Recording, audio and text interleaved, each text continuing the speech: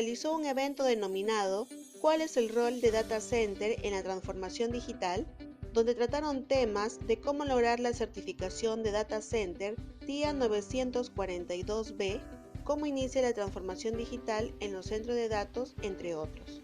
Muy pronto la presentación completa en nuestra sección de webinars y web conference. A continuación, un resumen de las presentaciones del evento por nuestro portal TV. Pero este es un evento, como ven, muy pequeño. ¿Pero por qué lo hacemos de esta manera? Lo hacemos para poder interactuar y conversar y enriquecernos. Los eventos grandes quizás es un monólogo. Nosotros estamos optando por pequeños grupos para poder conversar y profundizar muchos temas e inquietudes que ustedes puedan tener. La transformación digital se va a basar mucho en el know-how. Por eso es importante que podamos tener bien claro no solamente los conceptos, sino cómo llevarlo esto a nuestra propia empresa y de qué manera nosotros también podemos aportar valor hacia ustedes. Interity Perú es una empresa que tiene 9 años en el mercado. 9 años en el mercado en un posicionamiento del centro de datos, en la cual hemos logrado y hemos tenido mucha aceptación y muchas metas. Recuerdo muy bien el primer año de la empresa, donde nos definimos en hacer una sola cosa: revolucionar el mercado del centro de datos en el Perú. Esta revolución, al día de hoy, me llena de satisfacción de poder decir que contamos con 12 centros de datos certificados por TIA 942, que hoy justamente uno de los auditorios principales ha llegado a Estados Unidos para poder impartir este conocimiento y reducir esa brecha tecnológica en la transformación digital, que es el sueño de todo TI, tener un data center certificado por lo menos Tier 2. Entonces, justamente todo esto me lleva a hacer este tipo de eventos. Pero también Interity Perú es una empresa de tecnología, de alta tecnología, pero tenemos un componente muy importante que es la parte humana. Si bien es cierto, el centro de datos va a consolidar toda la información y tiene que ser bien usada o no, la ética, las buenas costumbres, por decirlo así, que todo empieza desde casa, ¿no? Y cuando uno va a la parte profesional, tiene que demostrar todo lo que aprendió desde muy pequeño. Con el Internet de las cosas, ¿qué pasa? Que esto está yendo más lento. ¿Por qué? Porque aún no está el 5G. Porque el 4G no tiene ancho de banda para adaptar y para poder habilitar la Internet de las cosas. No tiene ancho de banda. Y el 5G se está retrasando. ¿Pero qué pasa con el 5G? Que cuando esté disponible, el 5G no tiene tanta ancho, no tiene tanta distancia, no tiene un alcance muy grande. ¿Qué quiere decir? Que tiene que haber muchas antenas para dar este servicio 5G. Por lo tanto, bueno, pues todo esto ¿qué hará? Que haya más centros de datos cerca del consumidor para poder dar ¿qué servicios? Pues además de Internet de las cosas, si va a haber vehículos autónomos. Me acuerdo cuando estaba en Phoenix, que realmente da un poco de cosa, ¿eh? En Phoenix hay un coche, se llama Waymo, ¿vale? En Phoenix es un coche Waymo, como una medio furgoneta, y tú lo pides online y te viene y conduce solo. Hay muchos, hay unos cuantos, ¿vale? Está el servicio, y realmente, bueno, tener a alguien y tú no estás conduciendo, pues hostia, no. Lo hice por la distancia corta, porque bueno, no sé. Porque bueno, el coche, ¿a quién salvará antes? ¿Al peatón o a mí? Pero bueno, eso es otro tema, ¿vale? Pero bueno, todo eso que requiere el coche inteligente. El coche inteligente requiere transmisión de datos, no puede tener retraso, latencia, ¿no? Y transmite datos para poder girar, por dónde ir, los semáforos, etc. Por lo tanto, todo esto requerirá una cantidad de tecnología muy grande y por eso ahora aún, ¿qué pasa? No puede existir coches autónomos porque, claro, no hay ancho de banda, no hay 5G aún, no hay antenas en todos los sitios, no hay centro de datos, por lo tanto, realmente es un tema. Por ejemplo, el coche Tesla, crea 4 terabytes al día de información. Si tú tienes 1 millón de Teslas, 4 millones de terabytes al día, ¿cómo gestionas todos esos datos? ¿Dónde los vas a enviar? ¿Los datos son útiles? Bueno, la empresa de coches fabricante necesitará unos datos para ver cómo mejora el coche, ¿no? Y ver el comportamiento y demás. Pero la empresa de seguros también querrá otros datos para saber cómo conduce la persona que conduce el coche, para saber qué le ha de cobrar en el seguro, si es un temerario o tiene cuidado al conducir. Por lo tanto, o sea, realmente es monstruoso lo que se puede crear de datos, ¿no? Y ya ni hablo de lo de la inteligencia artificial, ¿vale? pues poder predecir, con lo que dicen de la singularidad tecnológica, ¿no? Pues todos los datos que tendrá que haber y como los dices, resultado. Si nosotros estamos aquí, imaginaros el crecimiento, es que es así. Entonces, ¿cómo gestionas todo esto? En la nube, bueno, pero la nube necesita centros de datos, ¿no? O sea, no hay más, o sea, no está en el aire. Por lo tanto, más centros de datos de diferente tipo, dependiendo de la aplicación. De diferente tipo. Por lo tanto, hay que saber cuál es el negocio y qué es lo que uno hace para saber qué centro de datos y cómo aplicarlo. Y qué negocio aplicar, ¿vale?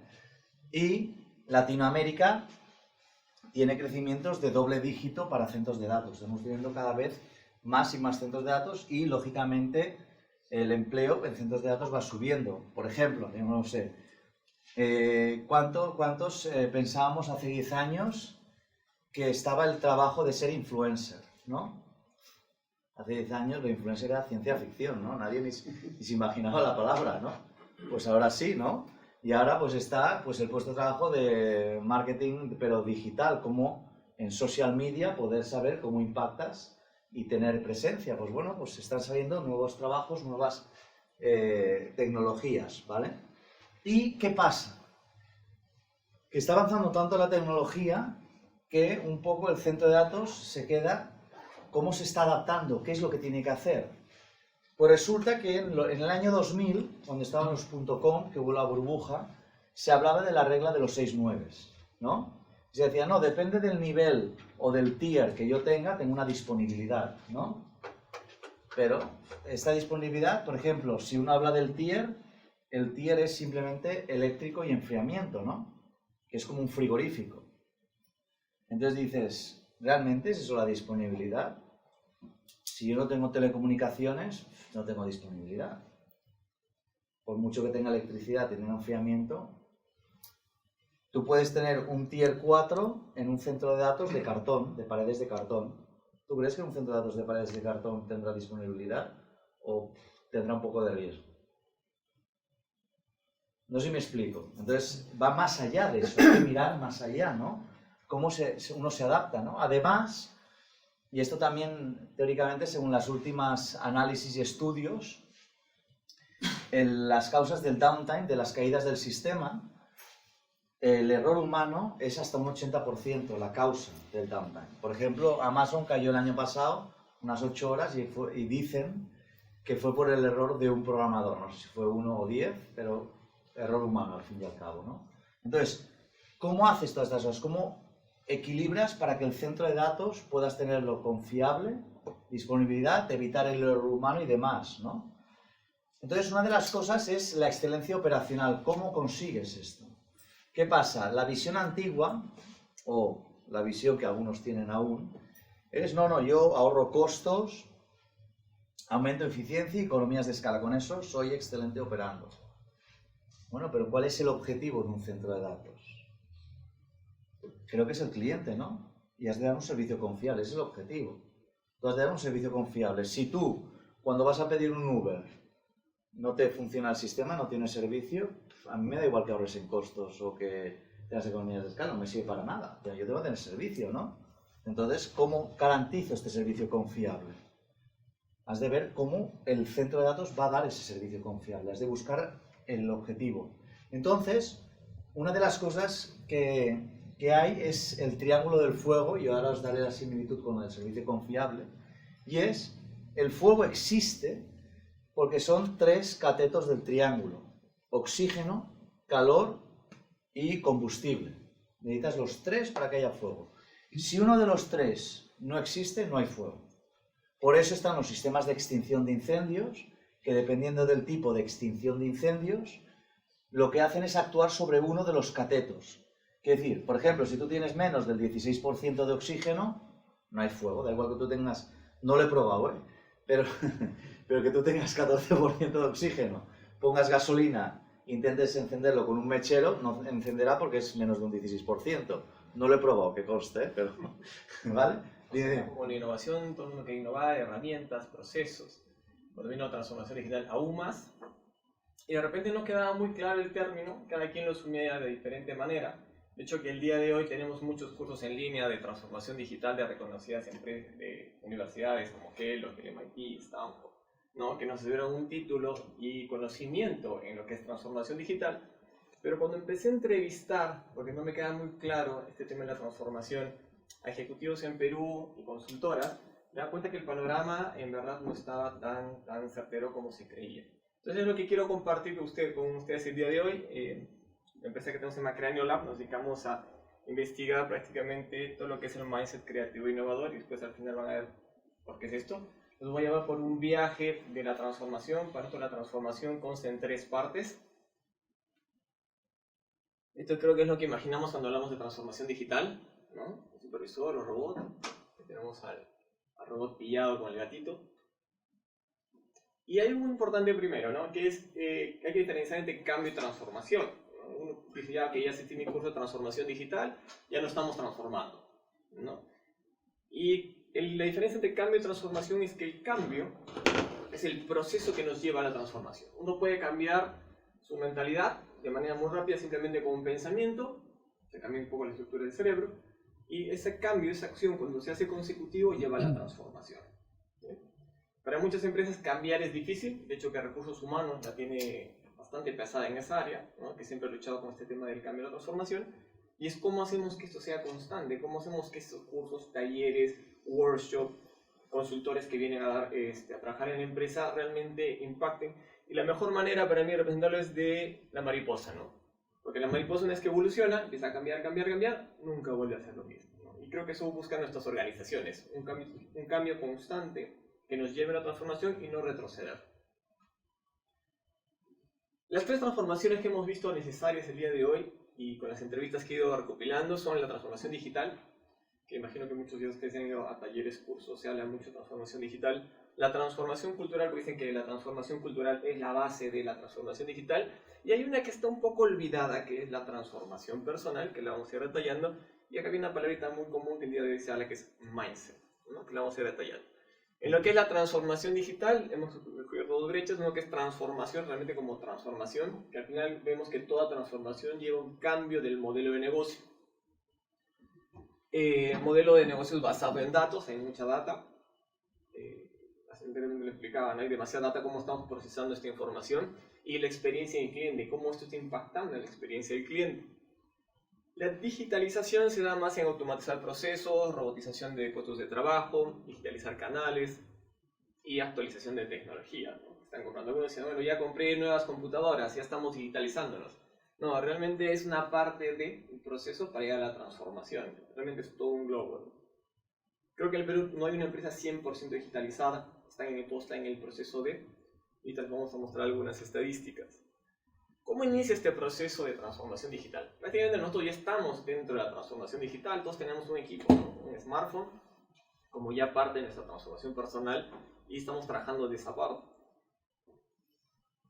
La transformación, el cambio de la transformación inicia de 2 formas. Una, cuando hay dolor, cuando vemos que la competencia ya está sobre nosotros y empieza a vender más, a producir más, a estar mejor posicionada, y algo estamos haciendo mal, ok, tenemos que transformarnos, iniciamos el cambio. O cuando uno está alegre y dice, bueno, nos va súper bien, todo acá está muy chévere, pero de repente no estamos transformando tan rápido, ¿no? Y a veces nos ponemos en nuestra zona de confort y no ocurre el cambio. Al menos las pequeñas empresas todavía no están viendo este tema. Yo sé que acá hay industrias y minería que prácticamente ya tienen bastante avanzado el tema de cambio y transformación, y se da también por fuerzas disruptivas, como son ahora estas tecnologías, ¿no? La robótica, la simulación, sistemas de integración, Internet de las cosas, ciberseguridad, la nube, las impresoras 3D, la realidad aumentada, Big Data, y lo que también es inteligencia artificial, Machine Learning y todos estos algoritmos, ¿no? El día de hoy estaría de un líder ya algorítmico, el que sabe de algoritmos va a tener un mejor posicionamiento. Y de las organizaciones exponenciales también que están conversando, ¿no? Qué tan rápido está avanzando esta tecnología y estos pensamientos. Y justo veíamos que nosotros avanzamos de una manera lineal, cuando hay empresas que están trabajando de una manera exponencial, ¿no? Un Airbnb, un Uber, cómo están manejando sus negocios, ¿no? De una manera totalmente exponencial. Y creo que acá hay una pregunta muy interesante para hacernos en las empresas, ¿no? Es no ver en qué vamos a cambiar, cómo va a cambiar nuestra categoría o nuestra empresa de acá a 5 años, sino es en qué no va a cambiar Y sobre el que no va a cambiar, eso lo dejamos fijo, porque lo demás no se sabe cómo va a venir. De hecho, que hay mucha incertidumbre en el mercado con todo este ecosistema. Algunas necesidades que impulsan el inicio con la transformación. Maximizar la productividad, capturar valor, ser más eficiente, controlar riesgos, tener mayor control a nivel general, información en tiempo real, tener mayor seguridad, ser más confiables, poder predecir ocurrencias o errores, al menos en la parte de la industria, entornos competitivos y cambiantes, y ser disruptivos e innovadores, ¿no? Todas las empresas hoy hablan de disrupción e innovación. Realmente, ¿qué estamos buscando con todos estos cambios? Es poder tomar mejores decisiones. Ese es el objetivo final, que las máquinas nos ayuden a tomar mejores decisiones. ¿Cómo serán las empresas del mañana? Y agárrense ahí porque las empresas serán más integradas, más conectadas, automatizadas y, por qué no decirlo, autómatas, que ellas mismas puedan tomar la decisión. Entonces les quiero mostrar un pequeño video, pero antes, bueno, prácticamente a qué nos lleva todo esto y en las investigaciones que vamos realizando, que se habla de un mantenimiento o de una evolución a ser más predictivo, ya no ser correctivo. Hace poco estaba reunido entrevistando a empresas de seguros que decían que ya están trabajando mucho con Internet de las cosas, ¿no? Incluso ya se habla de inodoros que tienen inteligencia artificial que ya pueden tomar ciertas medidas de lo que estás haciendo y mandar datos e información. Entonces ya no hablamos de los datos que ocurren y tienen que solucionar cuando ya pasa, simplemente ya predecir y controlar. Baja latencia y que las aplicaciones funcionen fast. Tienen dos variables, ¿no? Que es el 5G y la latencia muy baja. Disculpe, ¿la latencia qué rango habla de baja latencia? Mira, baja latencia, a ver, les voy a decir qué es baja latencia. Nosotros hicimos un estudio para una empresa de telecomunicaciones aquí, que le hicimos el análisis de su data center, desde el servidor que les da la respuesta hasta el router, ¿ya? Una latencia aceptable, estamos hablando de un promedio de 800 nanosegundos. Eso es aceptable. Más de eso, hablemos de milisegundos. ¿Es aceptable milisegundos en un data center? Les hago la pregunta. No, no es aceptable en un data center milisegundos. En una WAN sí, pero dentro del data center no. Y eso tiene que ver ¿qué? ¿Quién genera la latencia? La latencia es el costo del tiempo en procesamiento de un paquete que sale de un lugar a otro. Entonces, ¿cuánto de latencia tiene, por ejemplo, tu storage? Que sale la respuesta y se va a tu servidor de comunicaciones.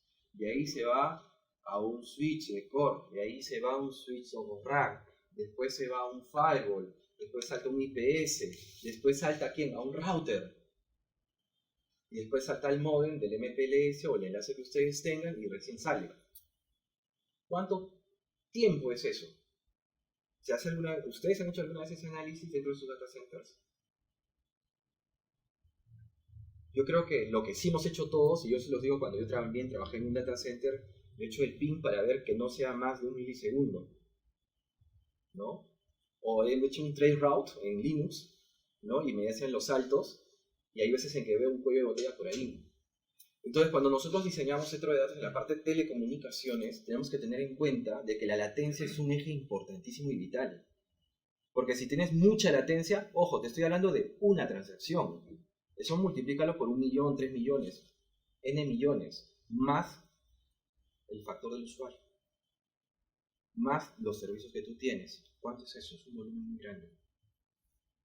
Entonces, por eso a veces en que no nos explicamos, oye, ¿por qué está tan lento si tengo un súper equipo? Y mucho de esto tiene que ver y tomarse en cuenta desde el diseño. Es por eso que la certificación te asegura a ti que tengan los componentes estén correctamente dimensionados. Les doy para muestra un botón. Un switch de core. ¿Cuál es la latencia que debería tener un switch de core para procesar un paquete de datos? El paquete de datos son de 64 bytes hasta triple frame, ¿no? 9000 y pico. ¿Cuánto debería demorar la latencia? O sea, viene de tu servidor, entra al switch de core. ¿Cuánto el core, que es el que donde todas las comunicaciones se conectan, cuánto debe demorarse la latencia? Lo recomendable es que se demore 380 nanosegundos. En cualquier tipo de paquete. Porque tus aplicaciones pueden ser de video, de datos, de todo. O vas a tener preferencia por el de datos que por el de transaccional. O el de video sobre el transaccional. No, todos son importantes. Es como un peaje el switch de core. Ahí entra el dato, ¿no? Ah, eres un camión, espera. Eres un tico, pasa más rápido. No, todos tienen que pasar muy rápido. Entonces la latencia tiene que ser homogénea en la transacción dentro del switch de core. Esas son las latencias.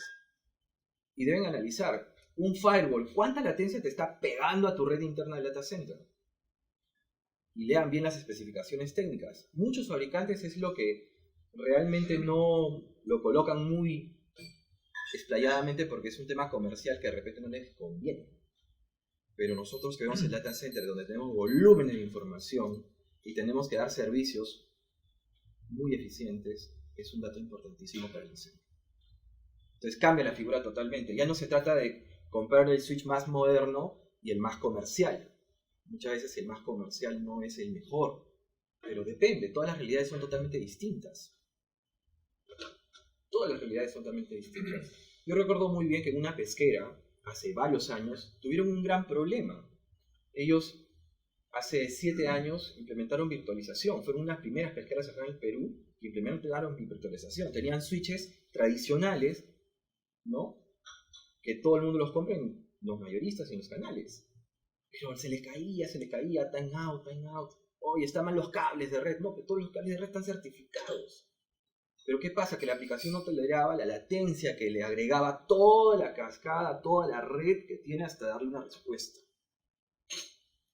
Se cambió el switch de core, nunca más apareció eso. ¿Por qué? Porque se calculó la latencia.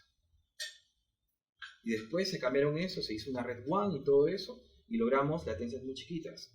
Nosotros estuvimos en un proyecto muy emblemático e importante en Latinoamérica, que es Corporación Lindley.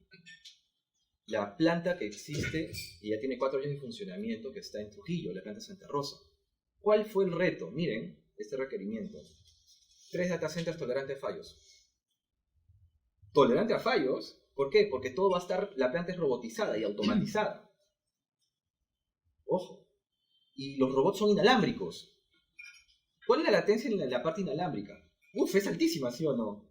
3 milisegundos, 4 milisegundos. Pero el RFP decía de que teníamos que asegurar la trazabilidad entre el robot que está en esta posición y los servidores que están en el data center con una latencia máxima de 2 milisegundos. Si excedía los 2 milisegundos, el robot, ¿qué hacía?